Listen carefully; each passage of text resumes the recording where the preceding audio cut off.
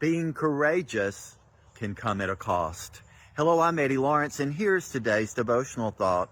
In Mark chapter 15, verses 42 and following, we're introduced to Joseph of Arimathea. Jesus has died, and now Joseph of Arimathea, we're told he was a prominent member of the council, a reference to the Sanhedrin that was composed of the religious leaders, the priests, scribes, and so forth. In other words, many of the people behind the crucifixion of Jesus, who went to Pilate and Herod and so forth, convincing them to have Jesus crucified, one of their rank, and we're told, if you look at the other gospel accounts, Joseph did not agree with the decision. He was a wealthy man. Also, Nicodemus was would have been in agreement with Joseph of Arimathea. But Joseph of Arimathea goes to Pilate and asks for the body.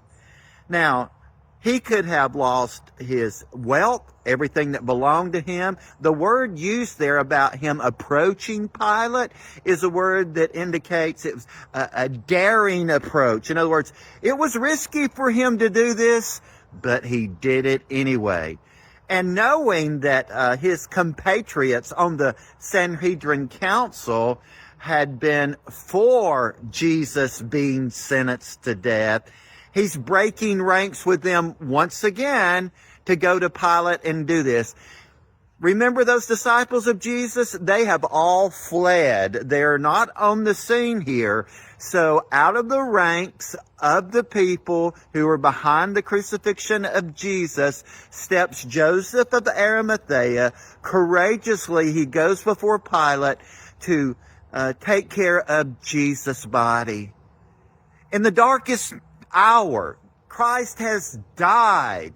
When it looks like in the natural, the cause is lost, the followers have forsaken him, Joseph steps forward courageously to take care of Jesus' mangled, bruised, beaten, and battered body, to wrap him in these expensive fabrics and to put him in a tomb. You know that fulfilled the prophecy that he would be buried among the rich?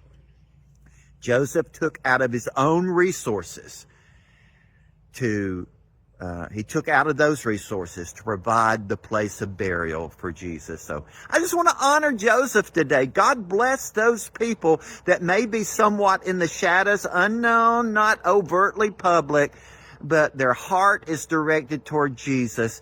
We're told, I think it's in John's Gospel, about Joseph, that out of fear of the religious leaders, he was a follower of Jesus somewhat secretly. But thank God for those people in those moments when no one else is doing so, that step forward and take actions that honor Jesus.